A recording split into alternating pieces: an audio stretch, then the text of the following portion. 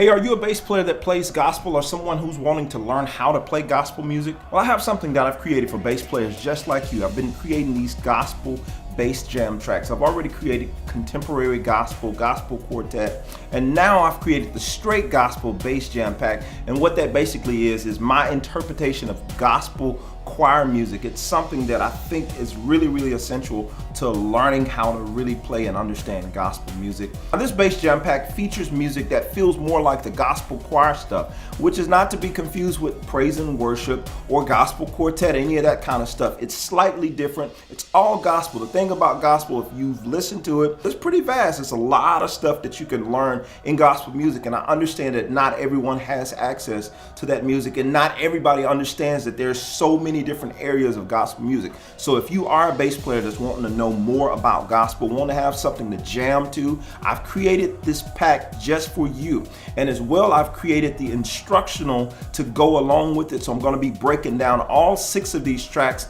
showing you exactly what I'm doing. You're going to get my version of my bass take of what I'm playing, how I would approach it, as well as getting the sheet music and the tab if you need that. Some of you guys just play by ear, and that's fine. I'm going to walk you through exactly what I'm doing using the number system and all that kind of stuff so that you can get a good idea how to approach this and add it to your arsenal of things to pull out. So if you just happen to find yourself in that gospel music situation, you know exactly what to do. So I encourage you to check out this gospel pack and start adding a little bit more to your arsenal. I'll see you on the inside. Peace.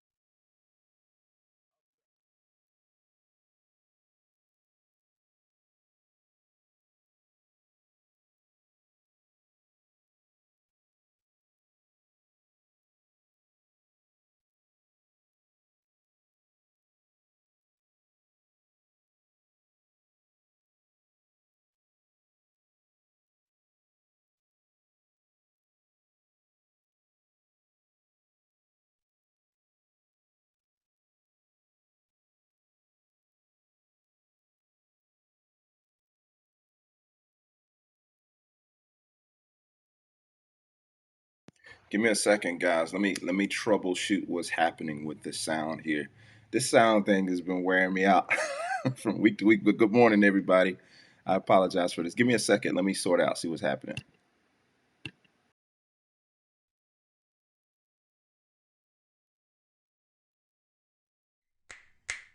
Hey, we good? I think we're good. Sweet. We're gonna get this thing real smooth one of these days. I'm gonna jump on here and it's gonna be all good. All right. So let's see. So Tyrone, you didn't hear none of that I was saying. So I was basically saying that you won a set of strings last week. I think you missed last week because I didn't get an email from you. So be sure to send me an email at Jermaine Morgan at Jermaine Morgan. I'm sorry, Jermaine at JermaineMorgan.net. Shoot me an email with your address. I want to get these strings out to you. Just go back and watch the broadcast towards the end. And last week, I'm almost positive it was Tyrone Williams that won the strings on last week. So I want to make sure that I keep my word and I get these out to you. Right? So here, let me make sure. I think I have this here. Yep, I'm positive it was you. All right, good deal, man. So good morning, everybody. Jumping on. Let's see who we have here. Joshua, good morning to you. Directoress, good morning to you. From Ireland, yeah, Joshua, I see you, man. Stephen Stedman, good morning to you. Shane, what's up, man? The Philippines is in the building. Anthony, good morning to you, man. Good morning, Tiffany. So yeah, welcome everybody. We're jumping right in this morning. I had a little groove idea I was playing around with. I haven't settled on it, but we'll see if we can come up with anything with this thing.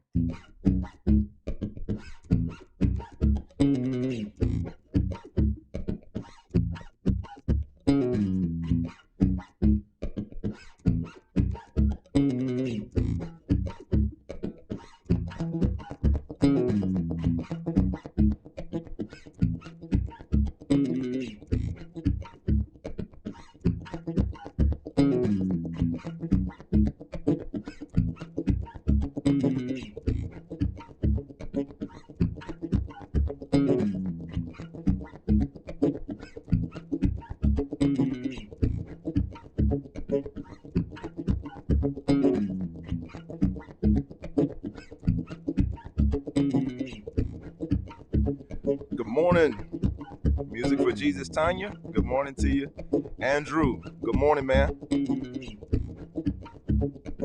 Bass boy. Good morning.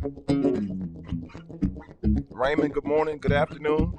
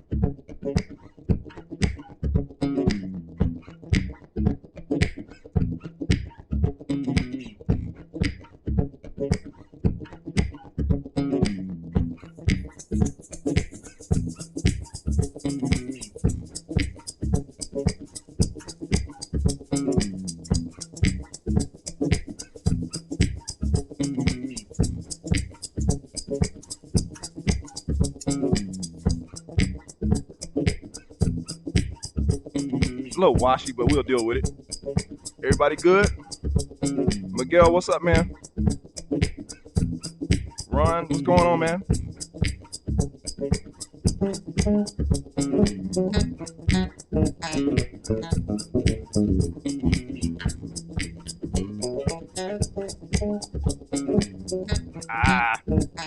Forgot I was still recording. Gotta get that again. It's all good. Here we go.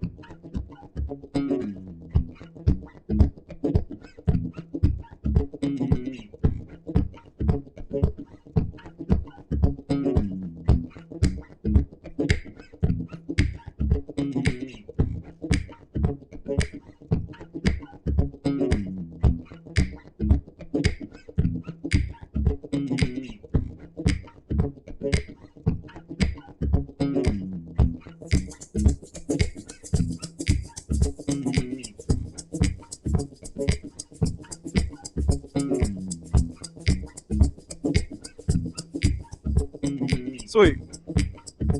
Stop recording this time.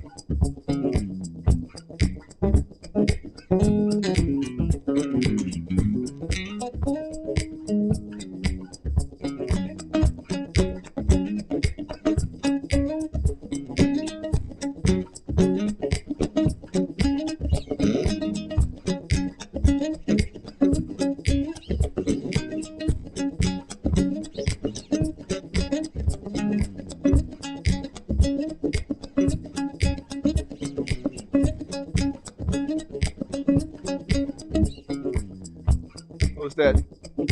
Jesus, Thomas, and David. Good morning, man. Charles, good morning to you. Hope everyone is well. I can already tell it's gonna be special. Hey, I'm here for the ride, just like y'all. Appreciate that, Tanya.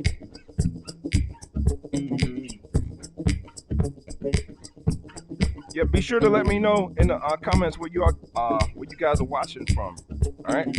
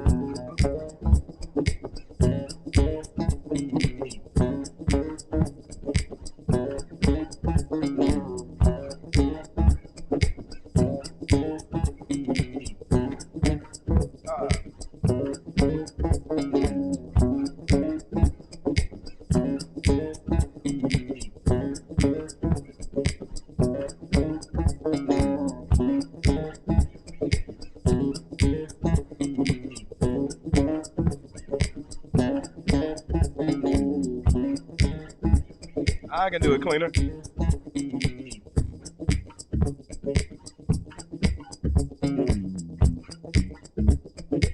Portugal in the building, Tennessee. Rolling through Atlanta. Andre, what's up, man? Florida in the building.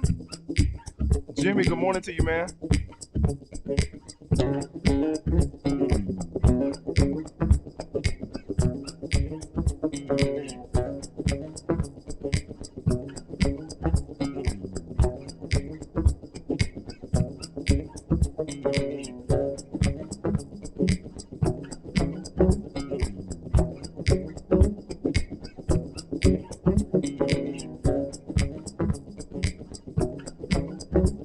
Definitely got Florida in the building.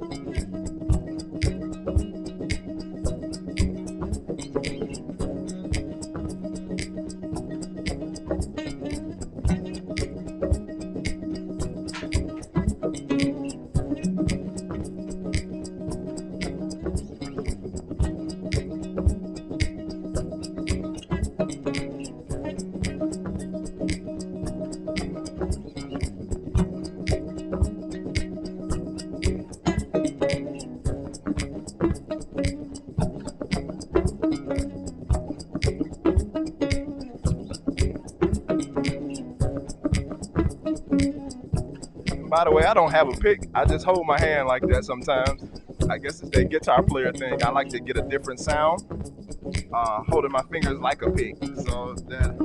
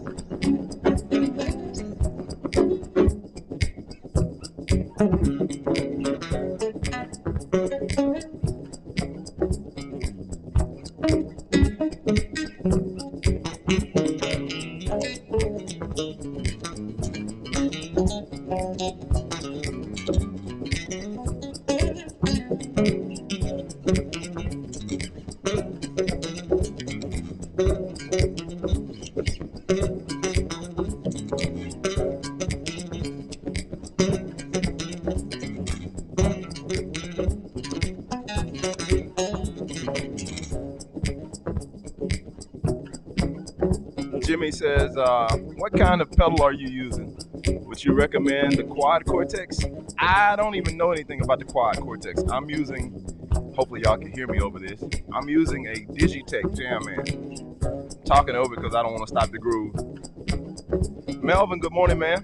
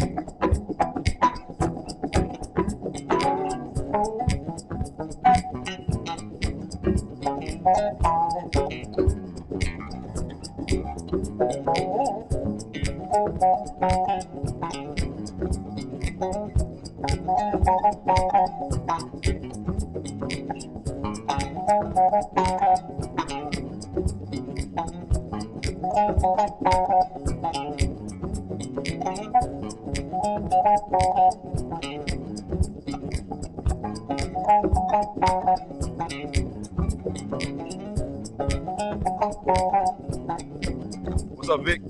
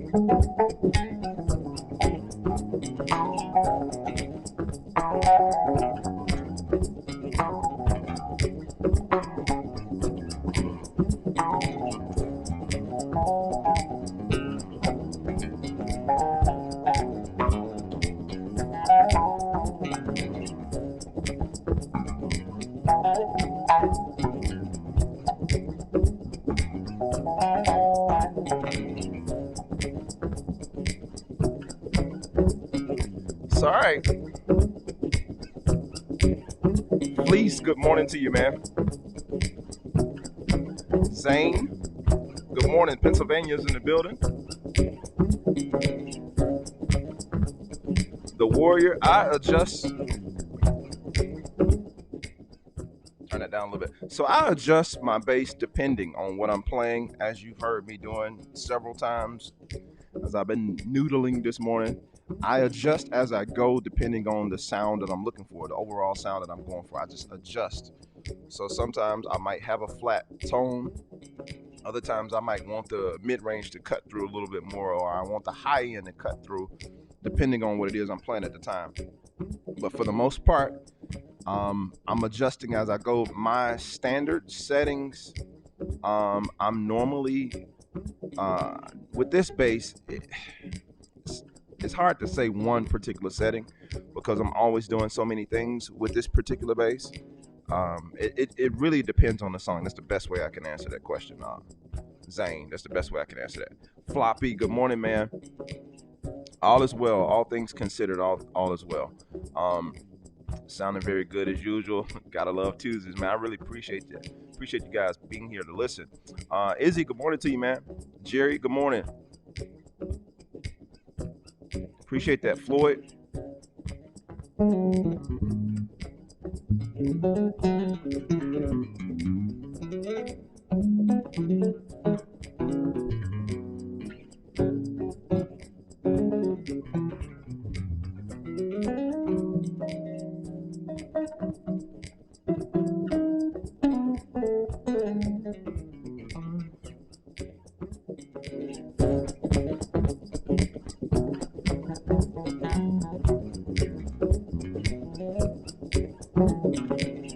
I kind of like that vibe. I think I should keep that.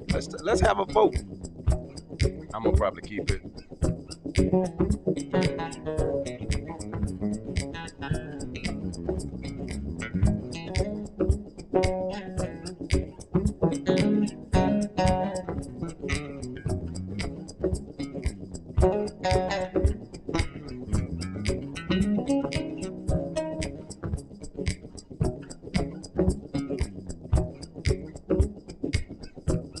Yeah, I am tune standard.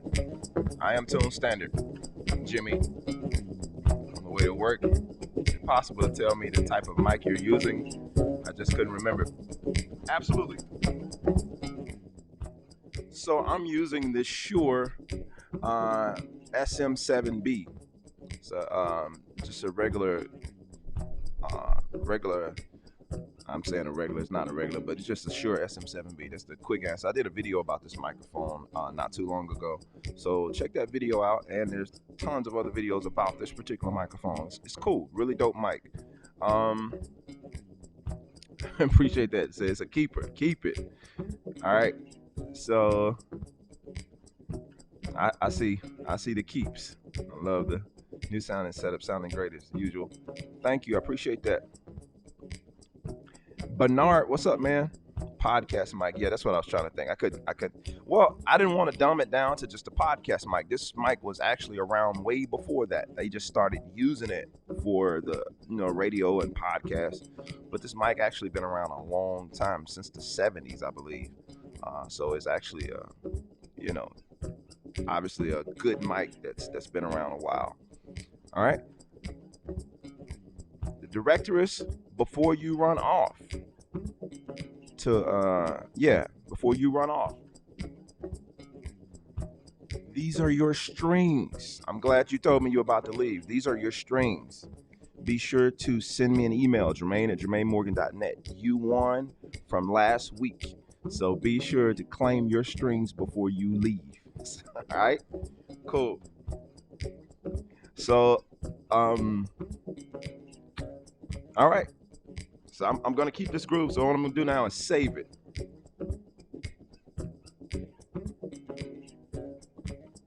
All right, so jumping right into it. Hopefully, you guys had a chance. If you got on here late, you probably didn't see the commercial about the straight gospel jam packs that I have available for you guys to check out. No problem, no problem, no problem. So I'll tell you guys at the end what you can do to win this week's giveaway of the SIT strings, the Rock Brights 5-string set.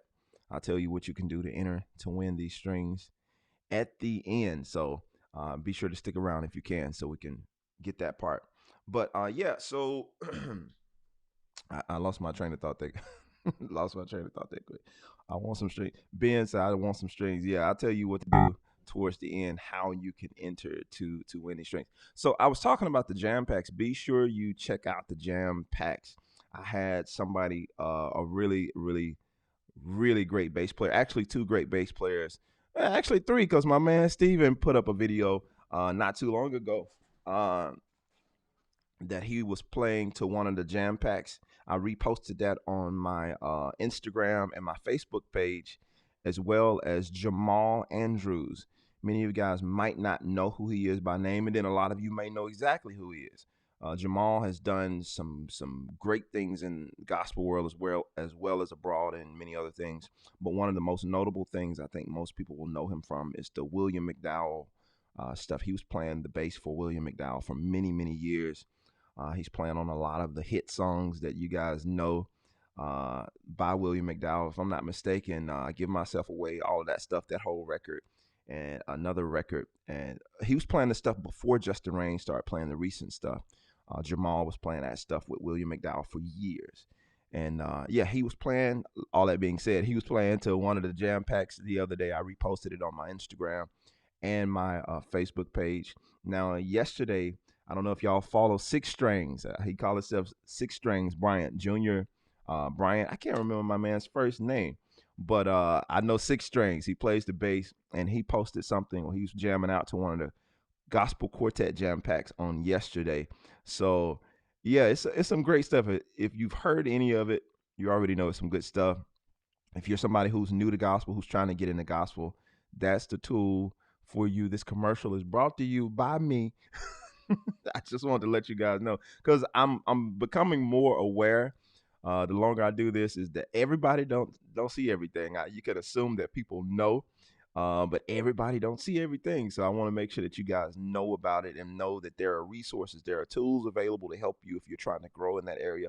I've created a lot of content in terms of helpful tools for people who want to learn gospel music, who want to be able to play that stuff, and who want to just kind of learn their way around gospel music. I've tons of things on the website. So be sure after this to check out JermaineMorgan.net, or if you have another window, go and check out JermaineMorgan.net and go to the courses tab. There you will see all of the content that I've created, especially for gospel music. If you go to Bass Jam Packs, there are like 3-4 different jam packs there that you guys can check out, and especially the gospel stuff. I think you'll have a lot of fun with that. I grabbed my jam pack last week. Great for beginners too. Definitely learning. Charles, man, I appreciate that. So absolutely. So yeah, the jam packs I do have. So this is what it is how, what they consist of. Unlike my YouTube jams, if you guys have jammed to any of my YouTube stuff, like you can go on YouTube and you have, the backing track that's, it's cool, but there's no sheet music, there's no tab. I kind of give you the chord changes on YouTube, but in the jam packs, they actually come with the sheet music and tab. If you're a person who reads and you need that extra help, they come with the sheet music and tabs. But I didn't stop there. I went a step further and I actually did an instructional breaking down each song. Like there are 6 songs per pack, and I did a video per song to show you exactly what it is I'm doing, what I'm playing, the approach, a couple of ideas, how to navigate through it, and all of that kind of stuff. So there's a lot of resources. I walk you through the numbers and all of that kind of stuff in the instructional. So if you just want the jam pack, you can get that. And the jam pack comes with my bass take. So it's 12 MP3s altogether, 6 songs total, 12 MP3s. So I give you the MP3 with my bass take just so you can hear how I approached it. And then I give you the one, obviously, with no bass on it, and you can do your thing and rock out. It's about 10 minutes long. Average is about 9 minutes, and give or take. So you'll have a lot of fun jamming out. It's not confusing. It's about 16 to 32 bars of music, and it repeats. It's like 2 sections. So it gives you the idea to work out some different things in terms of your plan, some different ideas.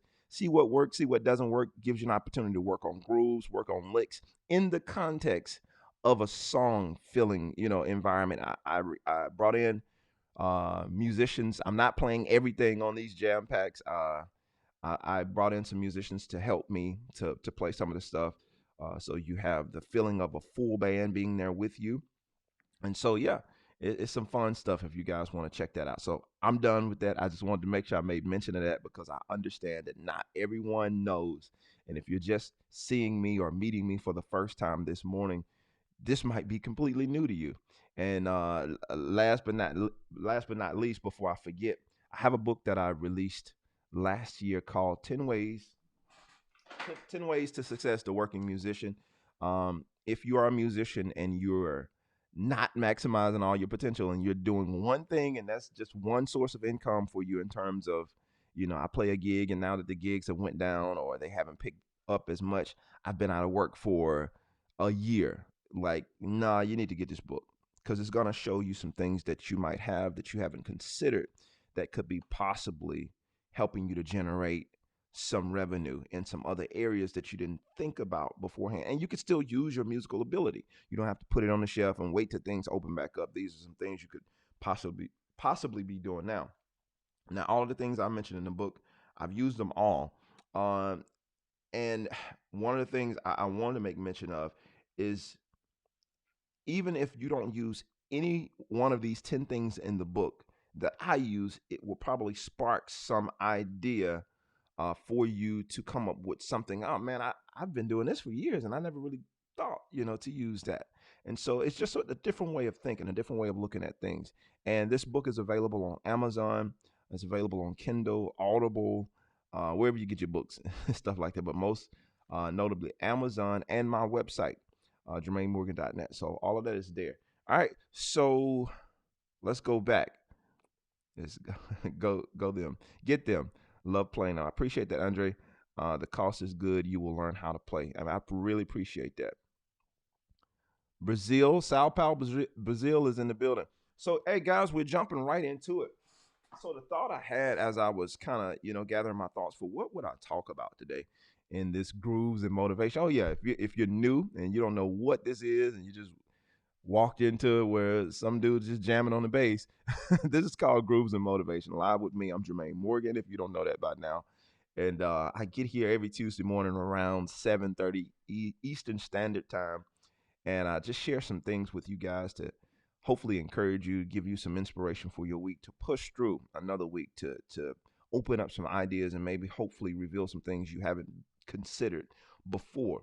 But the title of today's live is "You Don't Know What You Don't Know." You don't know what you don't know. That has been the theme of my life for a while now. I had to learn how to accept that idea because sometimes people can make you feel really bad about the things you don't know. And sometimes it's your fault you don't know it, if we be completely honest. And then there are other times it's not your fault. You weren't exposed.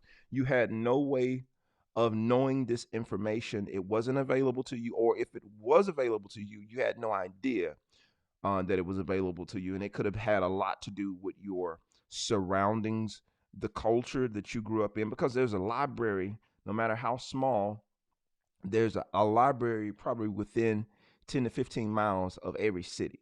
There's a library, there's a public library everywhere. So there are tons of books that tell you how to do pretty much everything. So, but the culture that you grew up in, if you grew up in a culture that didn't really visit the library or something, I'm using this for an example, by the way. But if you grew up in a culture that, we don't do the library thing, we don't rent books, we don't do that, we watch TV, we get all our information from the newspaper and that kind of thing. Maybe you didn't go to the library, so the information was in reach. But if you haven't been cultured to go to the information, maybe you didn't know that it was that close. Maybe you didn't know the information was available to you. And some of that stuff I grew up dealing with, not knowing what was available to me. There were music acts that came from Mississippi, most notably my hometown. If any of you guys are old gospel quartet heads, the Pilgrim Jubilees, they are from, and I learned this later, I didn't even know this growing up, but they are from, originally some of the guys are from Houston, Mississippi, right where I'm from. Some of them are from Jackson and St. Louis and that kind of thing, but the core members of the group, they are from Houston, Mississippi. And the other part of it, their family was from my home church, and New Zion Church, and they would always talk about this old church in Mississippi in their songs. And I didn't know that was the song that the church rather that they were talking about, because a few times while a couple of those guys were still alive, they would come back and do services at our church and celebrate, anniversary or something like the homecoming, that kind of thing. They will always do it in Houston, Mississippi, the Pilgrim Jubilee's homecoming. So my point, I say that story to tell you, there are people who have gone on to do, and they are like one of the pioneer groups in gospel quartet, one of the most notable, famous gospel quartet groups, right from Houston, Mississippi, where I was born and raised. But at the time, growing up, I didn't know that, and I didn't even know that it was possible to do that, because it wasn't something that was constantly talked about. That wasn't the norm. It wasn't normal to know that people could have a successful music career where I'm from. Not to say that no one else has did it. Many of you are too young to even know about this Bobby Gentry. I think she had a song many, many years ago that was a really, really hit song, but stayed like 2 miles down the road from my grandma, where my grandma lives to this day. I passed right by that. If any of you guys are old enough to know who Bobby Gentry is, like literally live right down the road from Chickasaw County, Mississippi. So all of that stuff was in reach, and I had no idea that there were people from where I'm from getting out and doing things musically. But once I started getting out and started accessing different parts of information, I started to learn, oh, I don't have to live in LA. Oh, I don't have to live in Atlanta. Oh, I don't have to live in New York. I can start where I'm at and grow where I'm planted. Now, if I need to leave, that's, and it's obviously I did. I'm here in Georgia now, but at the time, I felt like my options were limited. In order to kind of be able to do something, I was going to have to leave. And at the time, for the things I got into, that that's what I needed to do for me personally. And so, but I'm telling you now, if you're stuck and you feel like, man, I can't do anything where I'm at now, more than ever, you have an opportunity to make something happen out of nothing. As long as we got these things right here, and these cameras, YouTube, Instagram, you can literally make it happen right where you are. You can make it happen right where you are. Tanya, I see yeah, Music for Jesus, right? Get the book. I appreciate that. You don't know what you don't know. So what's a library? I hope you're joking. Will the Jam Pack? I'm sorry, I'm reading through some of the comments before I get too far gone.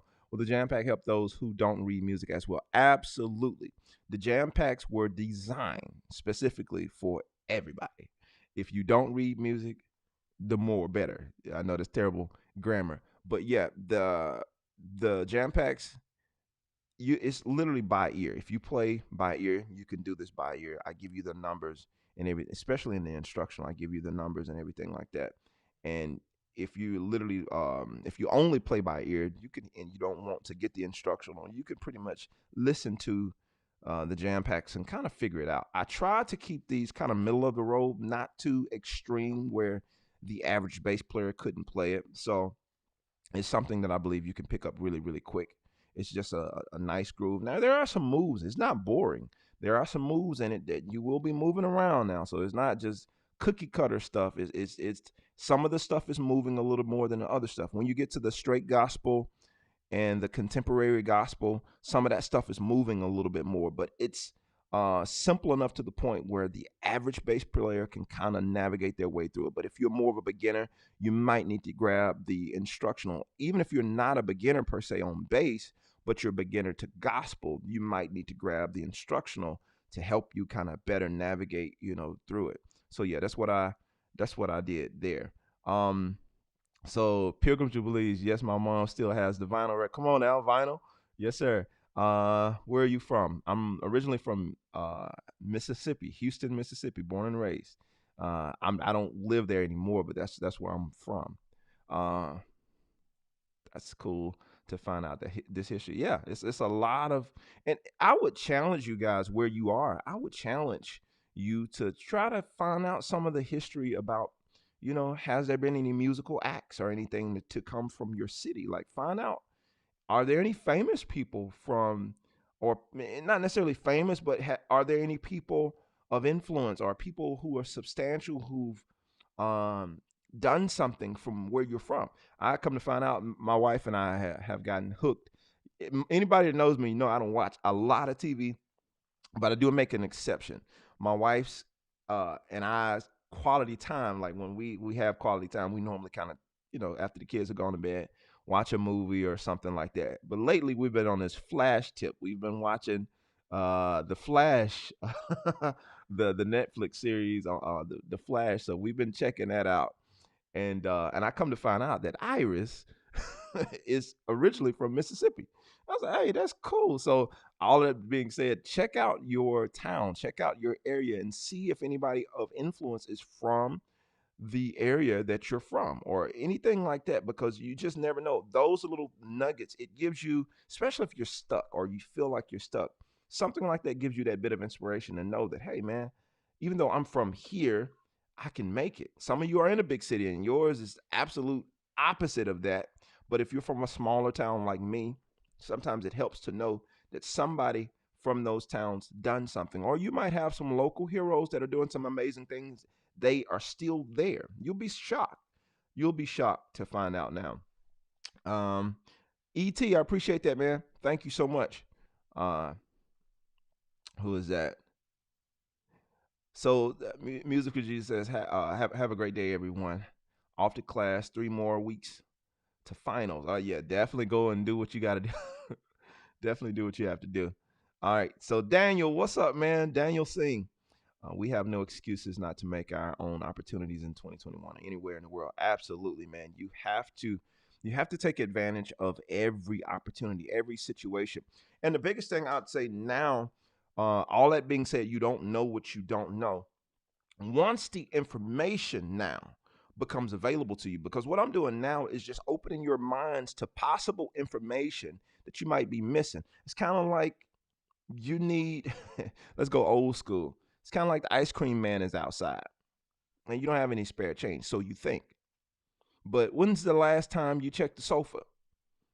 You know what I'm saying? When the last time you lifted up the pillows and to go see if you dropped any change in the sofa? I know that's a stretch for some of us because some of y'all are neat freaks like my wife, and you vacuum all up under the everything. You know what I'm saying? So you're always cleaning, so ain't nothing up under there. But for some of you, you need to check. There's things in your house that you could be using as a means to success, but you don't check. You don't go back and look. You don't look around and see what you can use. You don't look at some of that stuff that's sitting in your garage that could be making you money. That kind of thing. So it's so much stuff that we look over trying to get to something else that we miss very important details that could help move us forward. So it's one of those things. You want to look around, you want to start asking questions, you want to do a little bit of research, and once you have that information, now it's up to you to do something about it. I tell this story a lot of times because I know a lot of people like using this same story. I talk about where I came from and my music history of how I kind of learned music, how I came up, that kind of thing. And it was everything was pretty much strictly by ear. When I started playing, the only music reading I was doing was for band, and that was tuba. And it wasn't like I didn't go to a really technical school. This is public school, and we wasn't on that whole like advanced music and none of that stuff. Not when I was coming up. So it was like you read music for band, and that was pretty much it. But when it comes to this kind of stuff, playing guitar, playing bass, and you just didn't see that. You just didn't see people with in what I call the real world playing music. My culture, I didn't see people bringing sheet music. I didn't see people going out of their way to make sure that they had top of the line equipment and all that kind of. I didn't see it. I wasn't exposed to it. So my excuse coming up is I didn't see it. I didn't have it around me. I didn't have people who were just like, for instance, I've been on this thing. I've been traveling a lot lately. So I've been on this thing. I've been going back and watching like Chick Corea and watching a lot of these live concerts of these different bands and these different fusion bands and all. And I'm sitting there like, man, I wish I had knew about this. Like this was back 25 when I was getting started. They was doing this stuff. It was like right there. But again, I didn't know. I didn't know to even look. I didn't know to ask somebody about jazz or ask somebody about jazz fusion, ask somebody about Chick Corea. Nobody around me knew who that was or passed that information on to me. So I'm finding it out 20 years later after, the heyday is kind of going away. So, but the thing is, now that you know that information is still available, all of that said to say that now that you know that information is still available. Yep, rest his soul, Chick Corea is gone, but he left a wealth of information. He left a wealth of music recordings, live video. They got the camera on his hands. You can look at what he's doing. John Patitucci is still here, but he was playing some amazing stuff way back then with the electric band. All of those cats that play, even Victor Wooten. I mean, a lot of our giants that are still here with us today. I don't want to start naming people because I know I'll forget somebody, but maybe you didn't find out about them until until I found out about them when I was 50 years old or 60 or 40 or whatever the case may be. But now that you know, what will you do with the information? Will you continue on with your excuses about, well, I didn't know? It's kind of like when I moved to Atlanta and I grew up. I'll call my area where I grew up was the Bible Belt. Yeah, my mom didn't play that, listening to the secular stuff. Now folks listen, but I wasn't personally allowed to listen to that. And so a lot of times when I got down here to Atlanta and they would play certain songs, they would call out certain songs that were secular songs, I had no clue. I mean, I heard some secular music growing up, but just knowing mainstream top 40 stuff, I had no clue how to play it because not only did I not listen to that stuff, but I definitely wasn't learning how to play that stuff. But if I was going to be a working musician at the time, I had to start learning how to play that music in order to coexist in that environment. If you're going to get this check, if you're going to get this money for this gig, if you're going to get this call, you're going to need to know this music. So I can't do anything about the fact you didn't know it. Here's the song list. Here's 20 songs. Go learn them. It's that simple. If it's something you don't know, once you get that information and that information is made available to you, what are you going to do about it? What are you going to do about it? How will you handle that information that has now been given to you? At first, you didn't have access to the information, but now there's a worldwide web of information. I mean, you can learn everything from, how to play the bass to how to repair your lawnmower on YouTube. So there's really no excuse for not accessing and using that information. It's made available to you, so you have to do something about it. All right, let me go back. I say something about Flash. Let me go back.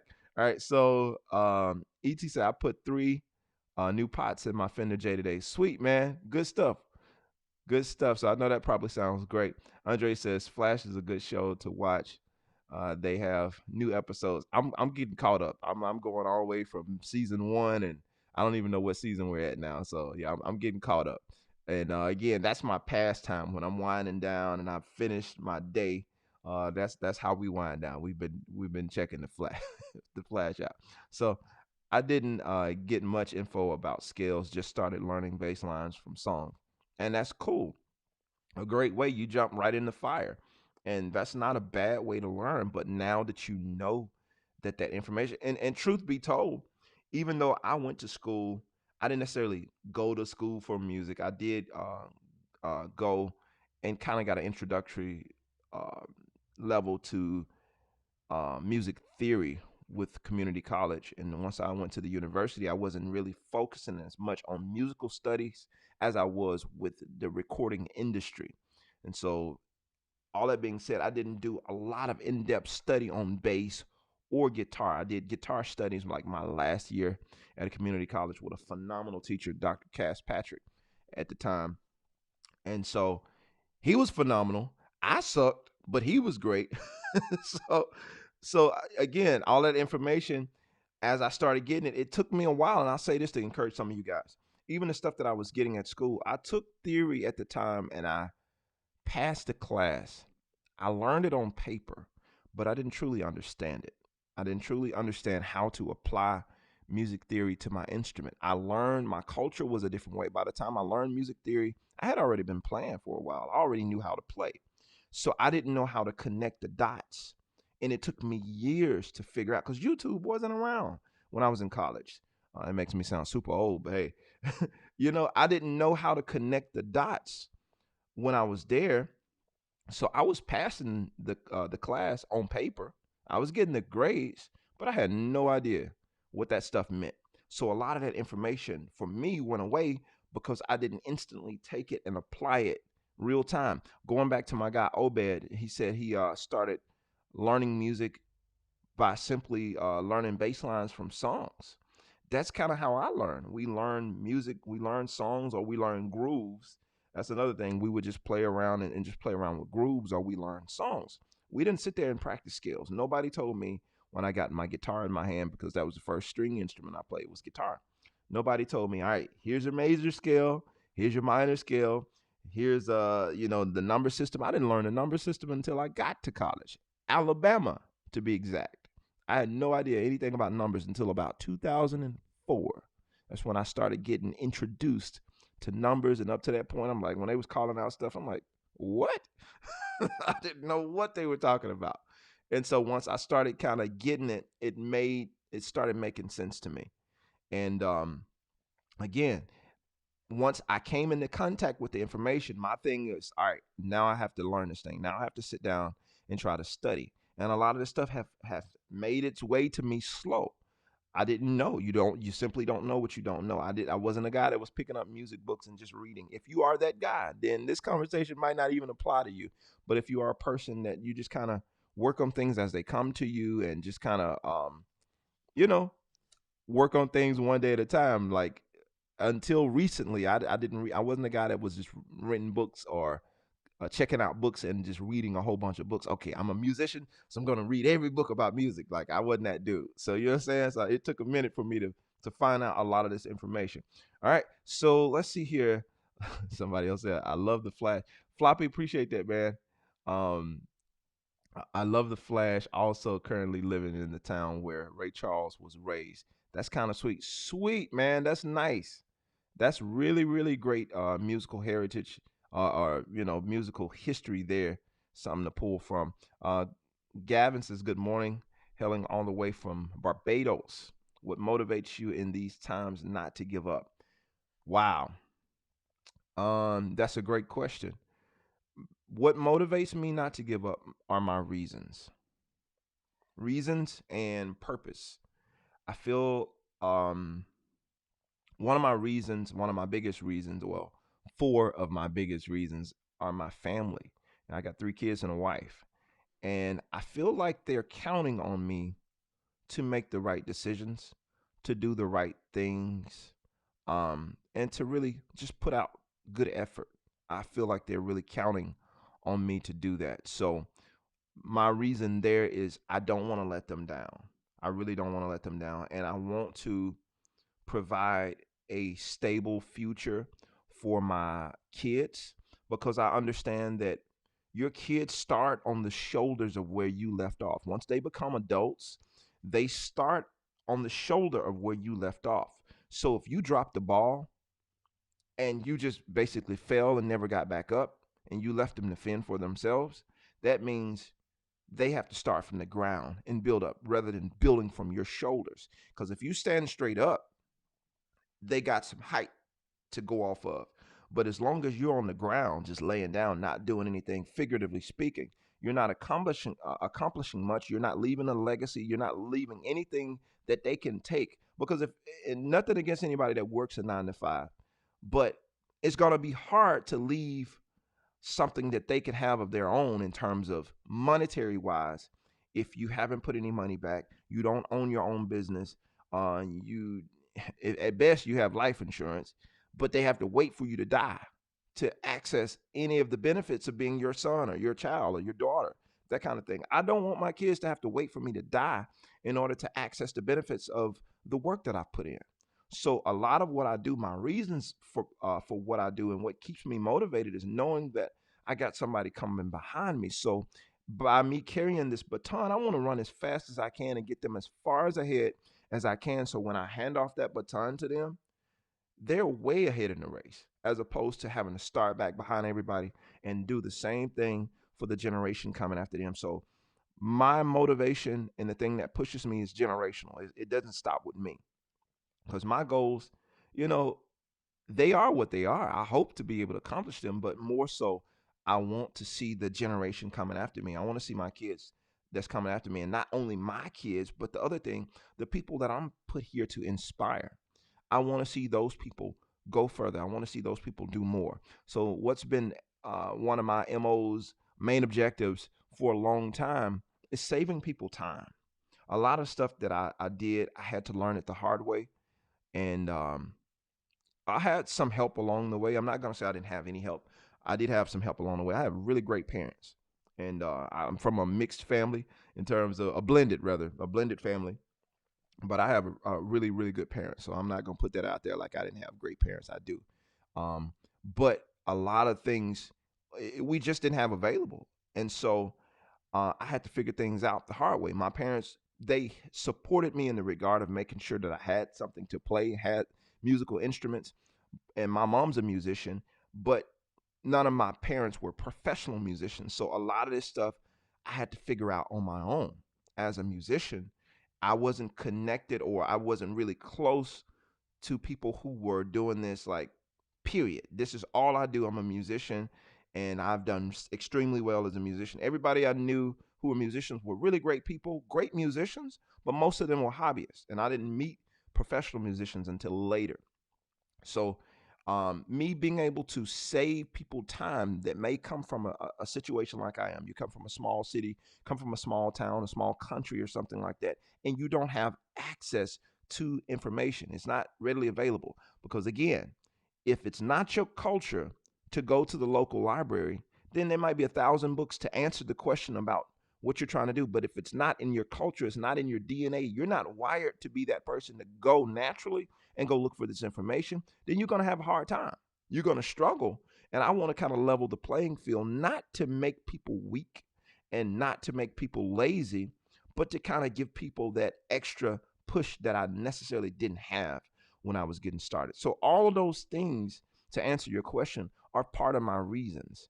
And it's a list of things. We don't even have time to get into all of it, but I'm glad you asked that question because I think that's the most important thing, even for you guys that are late in the game. And when I say late, you didn't start as a teenager. You didn't start, as a preteen playing, and you got started later. You started in your 20s, your 30s, your 40s, even 50s. Some of you even 60s. You started late. Your reasons have to be greater than the task at hand, or else you will give up. You will quit.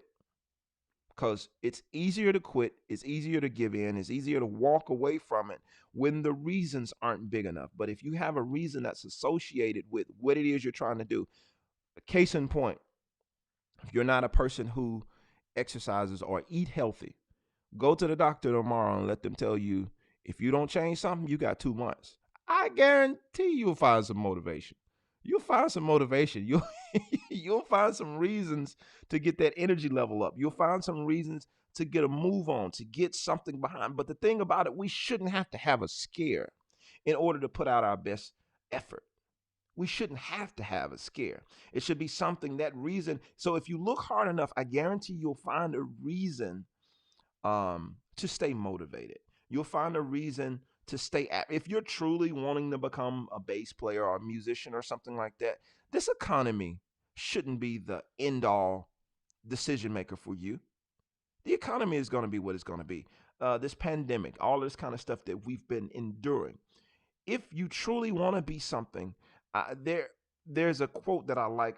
I think I got from this book that I read, The Richest Man in Babylon. Where there's determination, a way can be found. If you are determined, you'll find a way. You'll find a way. I can honestly say, 2020 was a crazy rough year for me personally.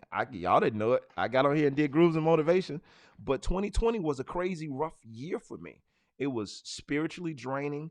It was mentally draining. It was physically draining. It was financially draining. I got attacked in every way you can imagine.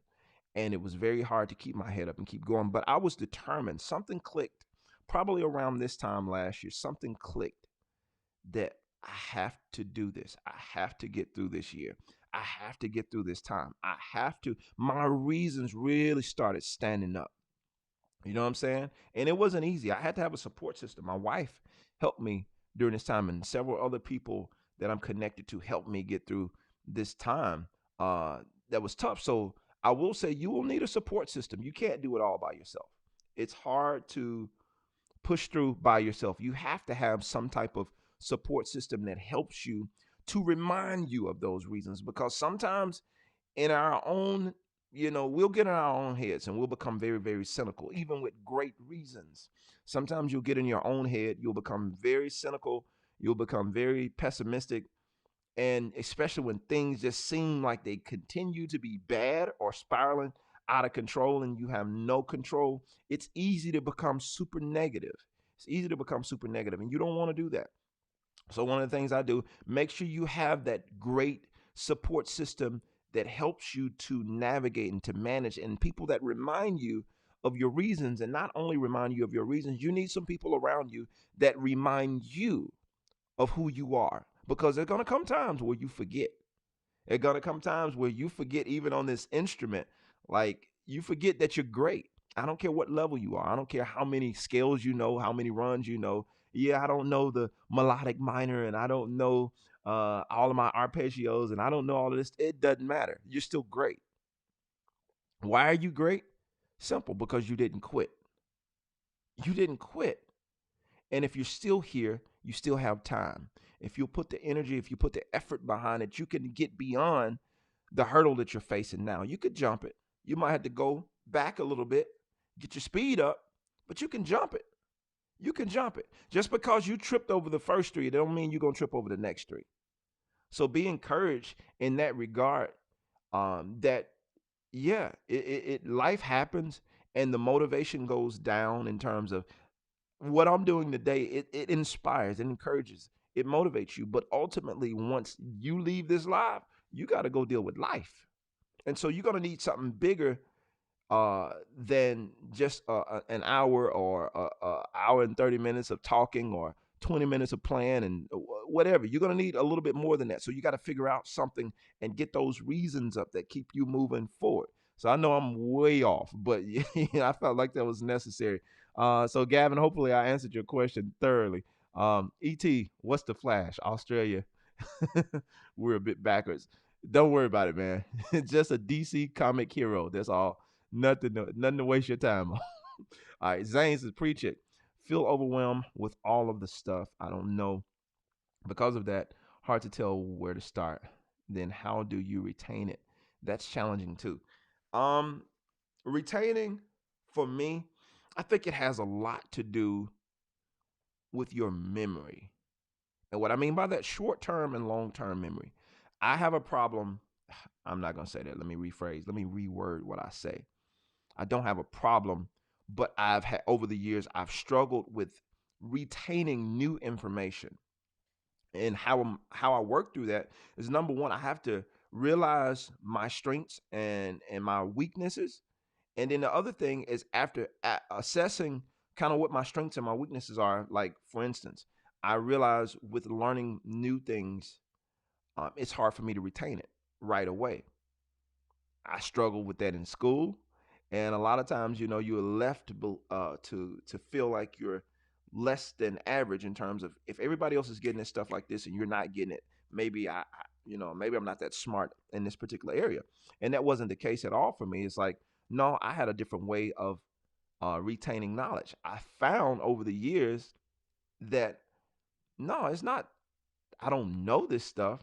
I just have a different way of processing. When I share information, and this is what works for me, when I share information with people, for some reason that forces my brain to say, okay, we need to keep this bit of information. Like if I learn a riff or a lick or something like that, over the years I would wear my friends out, and my people that I was close to, like my dude Chawan Jernigan, James Judon, those cats. Like I would always, Marcus Burke, so many different people. I would learn a different, lick or riff or something like that, and I hit them up. I call them, dude, check this out.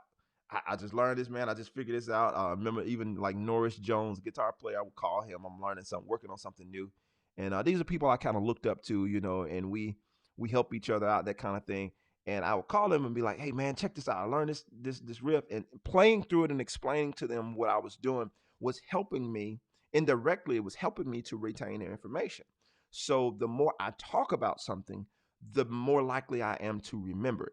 So sharing for me is probably more beneficial to me than it is to the person that I'm sharing with. So I have no problem sharing information.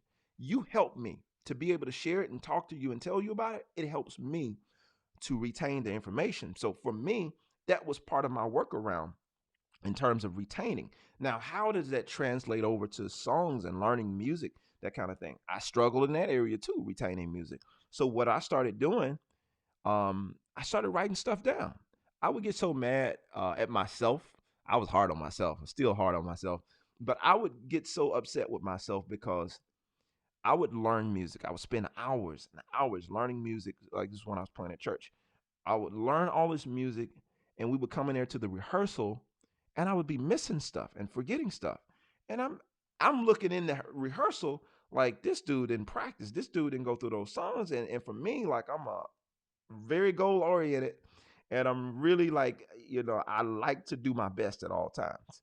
So for people to have that idea of me not really working on this stuff, it made me really upset, because I'm like, dude, I'm putting in the work, I'm putting in the time, and I'm not remembering this stuff. I'm getting in front of people, I'm forgetting stuff. Like I would get in a part of the song that my brain would go outside and I guess take a cigarette break or something. I don't know what was going on, but my brain would be out there and I'm still on stage like, yo, I need that. And my brain is gone. So I'm literally having to try to retain information, and it was just gone. So what I found as a workaround, I started charting my music out. Anybody seen me live playing a church service or something like that, outside of my own personal music, 98% of the music I play, unless it's something super, super simple, I chart it out, because I want to kind of create some type of safety net for myself until I retain this. Now, after playing the song 2 or 3 times, I got it. I'm sweet.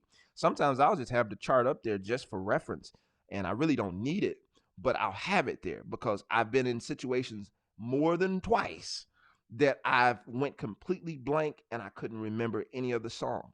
And I couldn't remember like if it was a line or something. I just completely lost it and I couldn't remember. I said, you know what? I'm gonna create a buffer. I'm gonna create some type of workaround. And so what I did, I chart out, I write out everything. I literally chart using the number system. I write the songs out, and that way I know I've prepared myself just in case something happens. I'm sweet. It ended up helping me in the long run because when I did studio sessions and we're all in a room, I got the chart right here. So bam, let's run it because I know my short term memory is not that good. So if you're teaching me a new part, chances are I might forget it right away. I'll learn the part, but when it comes time to play it, I forgot. So to save time, to save everybody else time, I would write it down. I still do that. I write it down and I'm on it. So I could go right back to, all right, now that second time in that second verse, now we did this right here. I got it right here and I noted it right here. So I know exactly what's happening. Those were my workarounds in terms of retaining music. I had to figure out, again, I had to identify my strengths, had to identify my weaknesses and know what they are and capitalize on those. Some things I can explain it to people and I get it that way. Other things I might have to write it down and make sure that I'm keeping it in front of me. I think all of us, and I'm not prescribing or not saying anybody has this, but I think everybody has a degree to some degree. And I'm being funny when I say this. I don't literally mean this, but I think we all are ADD to some extent when we're musicians and we're creatives because our mind is always thinking of something new and something creative. So we can be all over the place. I know me. I can be all over the place. So a lot of times I'll have things written down. I have my schedule, my planner right here. And when I do lessons now, I write things down because I have the tendency to be all over the place. So again, identifying your strengths and your weaknesses and making adjustments so that you can know where you are and move forward and not get stuck. Don't be the dude that's like, that's just the way I am. Don't do that. Don't do that. Like, is there something about the way you are that can be adjusted to make you better? Let's get the better version of who you are. Don't make people settle for something that you know you can be better at. Don't make people settle for a mediocre version of who you are. I'll put a pause. Let's pin that right there. Don't make people settle for a mediocre version of who you are when you know there's a better version. Adjust it. See what it is. Analyze, um, and just kind of see where you are, and see if there's some adjustments that can be made. All right. So let's go back. Let's go back. Um, right back to work. Floppy is gone. Hey, buddy. Try for tomorrow. What's going on? I don't know who that is, but good morning to you. Kenny Lester. I almost quit during a service because they was calling out numbers and I was like, what the what are they talking about? Oh man, that's funny. I know the struggle. The struggle can be real. I can spend 8 hours playing different stuff with just one triad, endless stuff. That's good. That's good. But the thing is, even when people do that, because I've done that before, spent a lot of time and just worked through ideas and tons of things. Come back tomorrow, I don't remember none of it. I'm talking about I was sweet. You would have thought I was Speedy Gonzalez playing. Like speed was sweet. Intonation, I mean not intonation, but my phrasing, all that stuff was sweet, spot on. I'm playing everything very clean, very crisp, very precise. I pick up the bass the next day and it's like, yo, what just happened? You would think like, bro, I practiced for 8 hours yesterday. Yeah, of course you did. We can hear that. Yeah, we know. We can tell you practiced for 8 hours yesterday. And it's like, come on, man. So yeah, you have to make sure that you uh repeat. You may not can do 8 hours, but you have to make sure that you're putting that stuff in the muscle memory so that your hands remember this motion and they know how to access that information quickly. And I'm still working through that. I don't know if that ever ends, but I'm still working through that. All right. So I'm good. I'm doing good. Try for tomorrow. I'm good. So the first big NC says, I agree 100%. I learned to sight read for piano and vocals. Zero theory that helped me with bass, except dynamic markings at time signatures. no chord or note stuff that help really. I got you. I see what you're saying. And again, going back, figuring out what works for you. And now, after you know what works for you, how can you create a system now to get to that information that you want to know, like the chords and that kind of stuff? After you figuring out, like, okay, the way that I process for piano, I'm not necessarily processing the same way for bass guitar. So, what can I do to merge those worlds? Figure out like the strengths in both areas and see where you can kind of marry the two together. A friend of mine told me years ago when I was trying to figure out how to improvise on bass, because I was already playing guitar, doing a lot of sweet stuff on guitar. But when I got to the bass, same. I mean, it's a string instrument. You would think like it'll be just, bro, this should be easy. I wasn't getting it. And a friend of mine told me, he's like, dude, you play multiple instruments. If you ever figure out how to take the stuff you know from one instrument and apply it to another instrument, he said, your playing is going to be bananas. And over the years, I started figuring it out. And it's crazy because the better I became on bass, the better guitar player I became in terms of my hearing and application and that kind of stuff, because I was understanding it from a different way. Like when I started understanding chord substitutions and that kind of thing on bass, it opened up my mind when I play guitar in terms of chords or in terms of chord choices that I can play. And even the stuff from piano to guitar or piano to bass or bass to piano, it like all of this stuff, it matters. Drums to bass guitar, these different things, once I started figuring out how they connect, because all of them are connected. But when I treat them all as if they're separate, that's where we have the problem. Case in point, you might say, well, I'm not a multi instrumentalist. Do you sing? I can sing a little bit, but do you sing? Yeah, man, I wouldn't get up and take no solo, but do you sing? Everybody can sing. Before you argue with me, I know what you're about to say. I'm saying in their mind, mostly everybody can sing. They might, when it comes out of that mouth, that's a whole different thing. But in your head, most people can hum a tune. Think about it. Kindergarten, roll, roll, roll your boat gently down the stream. Merrily, merrily, merrily, life is but a dream. The average person could sing. Like 90% of the class could sing that song, right? Because that's like, it's coming from your mind, it's coming from your head. And unless there's something going on, you know what I'm saying, the average person can probably do that. It might not be great, but you can do that. So that's an instrument. Your mind and your mouth and all that kind of stuff, what you're hearing in your head, that's part of your instrument. That's part of your musical creativity. So if you could figure out how to connect that part with the mechanics of what you're doing here, it changes things, because now you're not just this robot that's playing a whole bunch of shapes, a whole bunch of scales that you don't know what they mean. Like you're learning how to make this stuff musical and you're able to move forward with that, right? All right. So anyway, let's keep moving.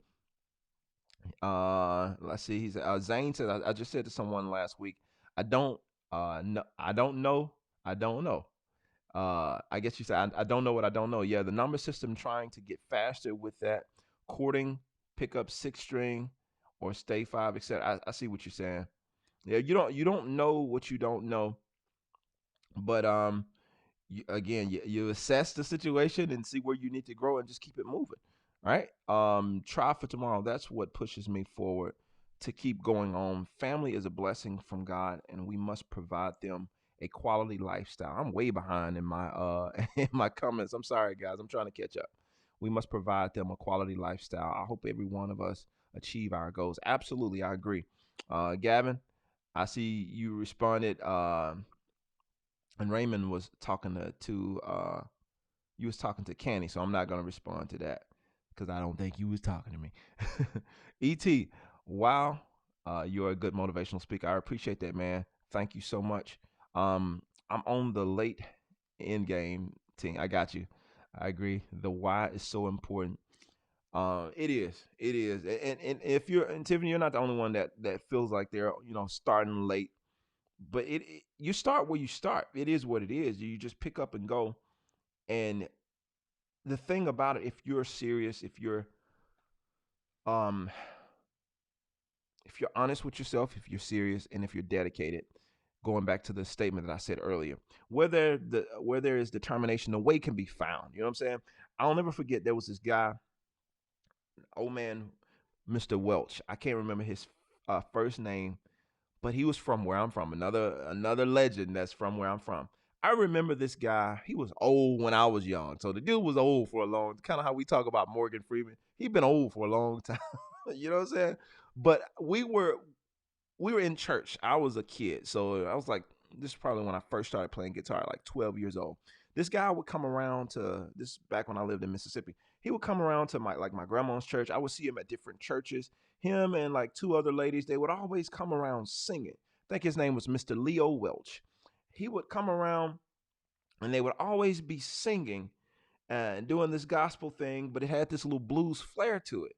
And I just remember them. I mean, he was an old man. It was, he sang and he played the guitar and it was like really bluesy and it was cool. That's far as I remember from him. But he was always dedicated. You always seen him at everything. But come to find out years later, and he recently passed I think within the last 5 to 7 years he passed. Might be less than that. I don't quote me on that. But I found out that this dude had become a blues legend in his late years. Apparently, he was somewhere playing and somebody discovered him. And he ended up getting a record deal and all this kind of stuff and toured for a little while and basically became a household name as a blues legend in his 80s or like late 70s or 80s or something like that. And so I'm sitting here like, man, and not to say that's going to be everybody's story, but the point to that, he stayed consistent. He was always doing what he loved to do. And I think he worked a regular job pretty much all of his life. And that's a long time to be doing, a regular job and having this burning passion to do music. But in your latter years, you get the dream. You're accessing the thing that maybe, I don't know if he was after that. I don't know if he wasn't. Maybe he just loved music. He just loved to sing, just loved to play. But that persistence for him finally paid off in a big way in terms of him going down in history as a blues legend or, as a musician or whatever, vocalist and guitar player. It paid off for him because he never gave up. He never gave up on the dream. So he started late, but he still finished strong. So that's just my thing to that. Going back to what you said, Tiffany. All right. So ET says, if I get up at 2 a.m. for toilet, I'll play a scale for 5 minutes. TMI, but I get you. I see what you said. Nothing wrong with that at all. Zane says it's okay. All right, you're responding to Tiffany. Cool. Keep Zane says I keep my bases out. So if I pass one in the house, I'll randomly pick it up. That's a good practice. This is a good practice to have. All right, so let's go. Steven says, yes, I did 16 years in the military for my children to go to college. The oldest daughter just got accepted into the nursing program. That's awesome, man. That's all. That's a strong commitment to commit that long of your life to something. 16 years in the military. That's awesome, man. Zane, I appreciate that, man. Thank you so much. Jimmy says where? I don't understand what you're talking about, Jimmy. You had to maybe you came back and cleared that up. I'm not sure what you mean by the where. All right. I love this platform. Kenny, thank you so much for that. I appreciate it. Melvin said, I've been playing music most of my life, but been around it all my life. But I started playing bass only a few years ago. Sometimes I still feel like a beginner. And that's okay. That's okay. The good thing about feeling like a beginner, I know there's several things about feeling like a beginner that don't feel good, but the good thing about feeling like a beginner is you always feel like you're learning. I think for me, even at this level that I'm at as a player, I haven't lost the hunger to get better. I always feel like, man, I got to start over. That can be a bummer sometimes. That can be a downer, you know what I'm saying? But at the same time, it's encouraging because I know I haven't got to that thing that says like, I got it. I got it all figured out. I don't have it all figured out. I think this is a never ending journey. This is a never ending. You're always, if you're somebody that's wanting to grow and you're a person that you're looking to see results like myself, I'm always looking for results. You know what I'm saying? You're always trying to find areas to improve. Okay, this can be better. that could definitely use some work. This thing over here, that could have been a little cleaner. You're repeating yourself too much. You're saying the same thing over and over again. How do we, you know what I'm saying? You look and you analyze your playing, or assess rather. You do an assessment of your playing to see where you are. Listen to yourself, how you sounded 6 months ago. Do you sound any different? Are there little subtle differences you're hearing in your playing? Now, the one constant in your playing, you should always sound like you when you pick up that instrument. Now, you at the best way I could say it is like this right here. I got videos and stuff of my kids, when they first got here, and the stuff that they do. I get tickled at my son. I have a video of my son. I'll show it. No, I ain't gonna show it. I ain't gonna put him on blast like that. But when he was a baby, he ain't had nothing for me. Like he was mama's boy when he was like a newborn. And like it was so bad. We would have to, when we would go, and it wasn't often, but when we would go somewhere and me and my wife try to have some time to ourselves, my wife would literally have to take a shirt that she's worn that has not been washed and leave it with whoever's going to take care of him at the time, because if he didn't smell her, he would be upset and you could not get him to calm down. He like completely mama's boy. Like at that time, so he's gotten better. Like, but I have this thing where I did something and I got him filmed. I was holding him, and then his mom walked up behind me. She was filming. She walked up behind him. She just touched him on his face, and he started crying because he smelled her. He knew it. He was like, he was a newborn, but he's like, okay, that's mama. I want mama. I don't want you. I want my mama. And he started crying, and it's this face he made. And sometimes I see him now at 7 years old make that same face, and I'm like, I'm going somewhere with this story. Y'all stay with me. I see him making that face, and I'm like, this the same dude. Like, this the same little dude that that want to be around mama all the time. It's the same guy. He's growing, he's changing, but at the core, it's the same thing. I see that same cry at 7 that I saw, at 7 weeks old. It's the same thing. So that core essence of who you are and how you sound, it's going to evolve. I mean, you're going to grow. You're going to get some knowledge behind you, but your sound should still be your sound. When people hear you, they should know, man, that's Jermaine. Like, yeah, that's Jermaine. Yeah, he's playing some different stuff, but I know Jermaine when I hear Jermaine. Like, that's him. That's him. I know exactly who that is. You should have that thing about you in your playing. And it's not something, it's the great thing about it. My son, when he cried, he didn't have to try to remember what he looked like or what he'd done when he was a baby to cry. It was naturally there. So when he cried, he got upset about something. He made that same little face where his lips went down like that. He made the same face. He did all of the same stuff naturally because it was a natural part of him. He didn't have to try to find, what does Jonathan look like? What does Jonathan look like when he cry? What is that? It's like, no, it's a natural part of who you are. So for somebody that's saying, I'm trying to find my sound, stop. You don't have to try to find your sound. Chances are, and here's the we can dismiss and go home after this. Chances are, that thing you don't like about your playing, that's your sound. All right. Thank y'all. I appreciate it. We're gonna get out of here. I'm serious. The thing that you probably like least about your playing, that's probably your sound. You don't like it because maybe it's underdeveloped. Once you figure out how to embrace that and start really developing that, you got a problem on your hands. Once I started embracing like my heritage in terms of my playing, because you get around all these people and they're playing all this sweet jazz fusion or whatever riffs that they play, metal or whatever you're into. And you hear that because you might like a certain thing, but that's not necessarily where you come from. Not to say you can't pick it up, not to say you can't learn it, but when you start implementing what you have naturally inside of you on top of that thing you like I love like jazz fusion stuff. I love it. I probably can't play a whole bunch of Chick Corea songs, and I'm dead serious, but I love listening to it. There are things I love, even with Victor Wooten and Marcus Miller and all these different, but we can go on and on naming people. I love that kind of stuff. But when I write music, when I create music, it comes out a different way. it doesn't come out like that. When I do improvisation, it comes out a different way. I can learn all these skills, I can learn all these riffs, I can learn all this stuff. But when I say it, it has a different thing to it. It has a different sound to it. And for the longest, I would even get offended when people would say, when I first moved to Atlanta, and people were, oh man, you quartet, ain't you? When I was playing guitar, you quartet. And then over the years, I started to learn like that's a strength. That's not an insult.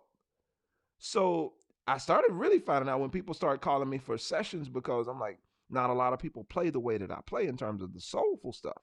I'm like, oh, I thought they were trying to insult me. And some of them, low key, they were probably trying to insult. But for the most part, who you are and where you come from is not always an insult. If someone says you sound like this, or you look like your dad, or whatever the case may be, that's not always an insult. That's something that's natural to you. And the more you learn to embrace it and really embrace that thing, now who you are, your sound begins to come alive.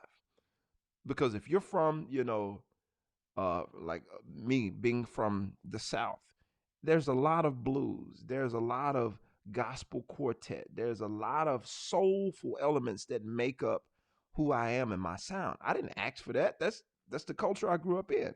If you come from a classical background in terms of your music, everything is like your family is on the classical tip. Everything is classical around there. You Bach and Beethoven and all these different people, embrace that and implement it into what you do. Implement it. Don't run away from it because it's not the norm, because it's not common. Embrace it. You know what I'm saying? Be uncommon.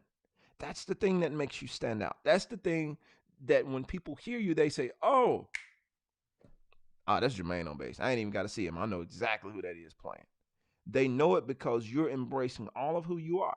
Don't pretend to be something that you're not. If you ain't from DC, don't try to act like you're from DC. Don't try to sound like you're from DC. I'm not from New York. So as much as if I try to pretend like I'm from New York with my sound, with how I talk, anybody from New York gonna know I'm a fake. But if I go to Mississippi and I talk and I sound the way I sound around all those people, they're like, yep, he from here. Or if I'm from the South in general, I could tell people that grew up, we call it in the States, we call it, you grew up in the country, so to speak. Because I got friends of mine who are from South Carolina, who are from Alabama, and who are from different parts of Georgia. And there's a certain dialect that we all have. There's certain terminology that we all have. Even though we grew up in different areas and grew up in different places, you say a certain term, everybody knows what you're talking about. And it's like, you grew up in the South. The only way you know this is you grew up in the country. I'm sorry, I say it's South, but you grew up in the country. That's what that means. So that's the only way you know anything about that. So embrace that. Once you start embracing those things, your sound will start to reveal itself. If you haven't already found it, it will start to reveal itself. So you don't have to look for your sound. It's already there. So anyway, guys, that's enough of this. I went way over the time I wanted to go over this morning. So hopefully this has been super helpful for everybody. Team Ramrod, God bless you, man. Thank you for tuning in this morning. So I'm going to give away another set of strings this week.